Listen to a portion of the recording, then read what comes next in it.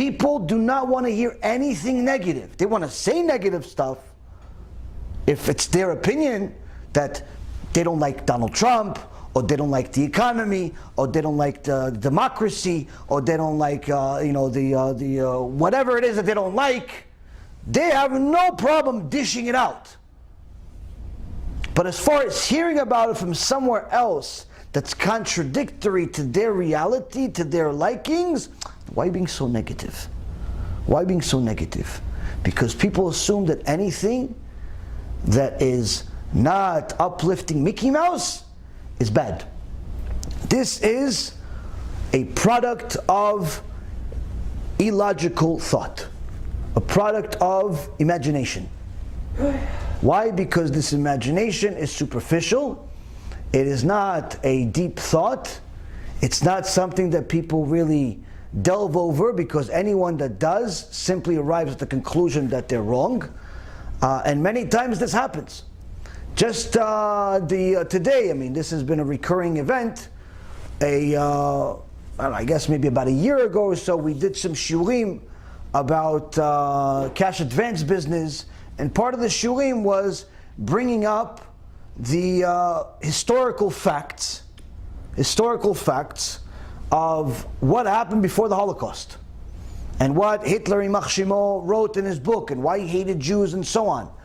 And we saw how it is actually connected to unethical business practices by Jewish people. Now, we brought this out. Many people, Baruch HaShem, learned a lot of things they never knew about.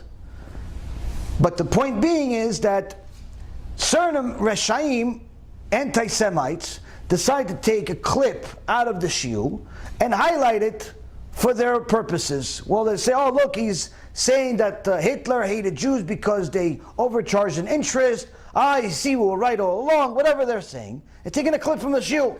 So people like a year ago said, oh look, the anti-Semites are publicizing your clips. I looked at it, I said, wow, Baruch HaShem, look how many views they're getting. It's more than us. One guy got like 70,000 views in one day. I said, wow, I need this guy for marketing. How do you get so many views? And another guy, 200,000 views. Like, well, aren't you bothered by this? Why would I be bothered by it? They're learning my Torah. Well, what's the problem? No, but they're using it to hate you. They hate Jews, and they're going to kill Jews. No, they're not going to kill Jews because of the video. If they want to kill Jews, they're going to kill them with or without. They're not using a video for that. No, but this is giving them fuel for the fire. Now, I addressed this in the past, but today it happened again. Apparently somebody is doing a new campaign with my videos. So they're publicizing it again in more anti-Semitic websites. And a few people came to me and they're saying, oh look, this is being publicized, a lot of views. I'm like, they're not as good as the last guy. The last guy got 70,000 views in one day. This guy's only 13,000 in the first few hours. What's going on? He's got to learn from the first guy. But all kidding aside, Baruch HaShem. Why Baruch HaShem? Why Baruch HaShem? Why? It's very important that the Goyim know the difference between a righteous Jew and a wicked one. When they know that we see the problem too among ourselves when we're wicked, when our own brothers, when our own backyard is burning, we know about it. We're not ignoring it. We're not saying it's right. We're saying, listen, this unethical business practice is wrong. When they see that, they see emet. It's like, wow, look, he acknowledges the problem too. We're not crazy, like it actually exists. But more importantly than that, now I could know that there is a difference between a Jew and the person I hate. I don't hate Jews. I hate people that do bad things. It's no longer a Jew problem. It's a bad people problem, because you're going to see Jewish people do the bad stuff, but you're also going to see non-Jewish people do the bad stuff. Therefore, you're going to arrive at the emet, which is that this is not a Jewish problem. This is a people problem. He's talking about Jewish people because that's his market, that's his people. But the point is that when we bring people the emet, even if it's a unpleasant emet, even if that emet makes our own people look bad, the reality is this is a kiddush Hashem, not chilul Hashem. Why? You have to let people know, we know what's right and wrong, and there are certain people that do right, and there are certain people that do wrong, and we acknowledge it. It doesn't give you a right to kill us, it doesn't give you a right to kill them, it doesn't give anybody a right to simply judge all of us in one basket either.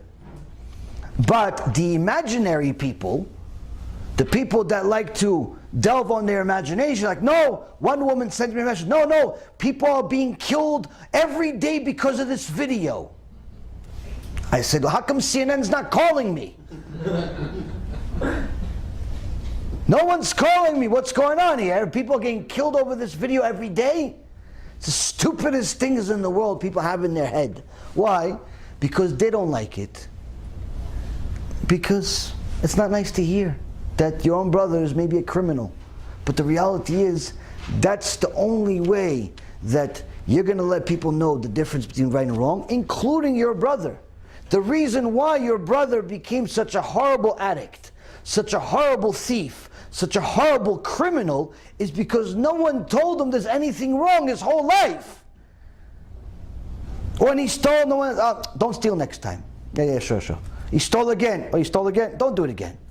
No one ever really criticized him. No one ever really punished him. No one ever told him he was wrong. Eventually, he steals. Yeah, he steals. You just deal with it. Yeah, he steals. He's a thief. He's a this. He's a that. People just come to terms with the fact that their brother and sister is a rasha, and no one says anything. And guess what? That's how you destroy the world. That's how you destroy the world. That's exactly what the Torah is here for, to fix. HaShem tells us constantly that we have to fix ourselves. Sefer Dvarim. Sefer Dvarim, we started just last week. Moshe Rabbeinu says, Ele advarim asher diber Moshe el kol Yisrael. Moshe Rabbeinu spoke these words to Am Yisrael. Rashi says, what did he speak? Words of rebuke. Telling Am Yisrael, you're not going to have me to rely on for the rest of your life. I'm leaving soon. I'm not going to be able to fight for you anymore. I'm not going to be able to put my life on the line for you anymore. Next time you do something and Hashem wants to destroy you, I'm not going to be here to say, Hashem, destroy me or them, because Moshe Rabbeinu was such a giant. He was equal weight, or actually higher weight, than the rest of Am Yisrael put together. Hashem wanted to destroy Am Yisrael. Moshe Rabbeinu said, no, destroy me. Hashem said, okay, I won't destroy you. Why? When you do the scale, Moshe Rabbeinu is higher. So Moshe Rabbeinu is telling Am Yisrael, I'm not going to be here forever. So you should know, you did bad. This place, that place, this place, that place. Initially, he starts in a soft approach. Just let him know. You guys remember something happened at the Yarden? You guys remember something with the manna? You guys remember what happened at the Refidim? You guys remember, like, trying to plant the seed in the beginning of the lecture. You don't start with fire right away. And people think, oh, see, it's soft rebuke. Hey, Habibi, read the rest of the parasha. Read the rest of Sefer Dvarim. Read Parashat Kitavo. When he tells Am Yisrael, if you don't do tshuva, Hashem is going to put you in a situation where you're going to starve to death to the point where you're going to eat your own kids. That's not a soft rebuke. There's nothing soft about it. To try to minimize Moshe Rabbeinu's rebuke is wrong. Because the Gemara specifically says in Masechet Megillah, HaKadosh Baruch Hu himself cried when Moshe Rabbeinu left this world. He himself took him from the world. He said, who's going to rebuke Am Yisrael like Moshe Rabbeinu? So sometimes the rebuke is soft, sometimes it's strong. The point being is, Rabotai, is that we do not cater the rebuke to the people to make them feel good. We rebuke the people based on, we cater it based on what's going to work. Now when it comes to major desires like sexuality, money, and things of that nature, the only rebuke that works, generally speaking from my experience, and many of the Chachamim much greater than I, their experience from the books that I've read and the things that I've learned, only rebuke that works is strong rebuke. Soft rebuke doesn't work. Giving them a nice story doesn't work. Why? It's a very strong desire. It's a very strong desire. Gemara Masechet Sanhedrin says, Am Yisrael only sinned with idol worship because they wanted to go and be intimate with the Goyot. Meaning, they knew that as soon as they show the rabbis of that day that they're idol worshippers, the rabbi is not going to come back, so therefore they could feel free to continue doing what they really want to do, which is to be immoral with the non-Jewish women. That's how strong the desire for sexuality is. They're willing to worship idols for the sake of doing immorality. So, if a person doesn't understand that that desire is strong, and the only way to beat it is with strong rebuke, you shouldn't be in the business of rebuking anybody. You should get the job done by somebody else. But the problem happens is that when people live in fairy tale land, and they think that no, this is too strong, this is going to be used by the enemy, this is going to be used this way, that way. Listen, the Torah is there for everyone to consume. Everyone is going to be able to use it either for some chaim or some amavit, the drug of life or drug of death. If he was meritorious and he wanted to use the Torah for the right reason, the Torah will be his potion for life. If he wants to use it for the wrong reason, it'll be potion of death. And for anyone that's worried about what are people going to say, what are the goyim going to say about these different things, we don't take that into consideration at all. We bring the Torah to the world. Because if we consider everything the politically correct world takes into account, you'd have to cancel the Torah, chas v'shalom. Why? More than half of the Torah rebukes Am Yisrael. Every single prophet, what does he do? What does he tell people? What do you guys want to do this weekend? Barbecue with Jeremiah? Yeshaya is coming and Zechariah is coming. We're all coming from Back to the Future and everything. We're going to have barbecue. What do you like? Wings? Okay, wings. Spicy or not spicy? What do the prophets talk about? What do the prophets talk about? Every single one of them rebuked Am Yisrael. Every single one of them. What kind of rebuke? Reshaim, bad, intermarriage, Chilul Shabbat, stealing, idol worship, non-stop. That's what we get rebuked for. Just read the prophets, read Moshe Rabbeinu, read everything. The entire Torah is full of it. Every single parasha, somebody dies. Or there's a threat of killing somebody. What do you think? It's just because HaShem was trying to make it exciting? No, that's what happened. These are things that happen. He constantly warned us about these different things. If we do not utilize that tool of scaring people to tshuva, scaring people from the things that are wrong, then what's going to happen is they'll do wrong. If you're just going to tiptoe around everything and be scared to tell people the consequence of their actions, they're simply going to do wrong because it's worth it for them. Their desire is stronger than the lack of consequences that you're talking about. So it's very, very important to let people know about consequences. Now, what happens with people that utilize the Torah to the wrong way? There's a Mishnah where Rabbi Yochanan teaches an halacha. I've taught you this one once before, where he says that there are certain tools that are pure and there are certain tools that are impure. And certain things that are impure, you can make them pure. And certain things that are impure, like clay or the likes, once they're impure, you can't make them pure. But he says that there are certain tools that are impure just because of the way they're made, not because of what they touched or anything. So he says, what are the examples? And he gives examples. One of the examples is if somebody has a scale weights, where they, for example, if you ever go to the market, probably none of you go to the market except some of the women. In the market, they have little scales today. It's all digital, but in the old days, they had actual scales with weights.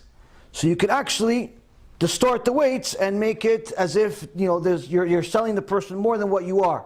He thinks he's buying 10 pounds of stuff. In reality, he's buying 5 pounds of stuff, but he's paying you for 10.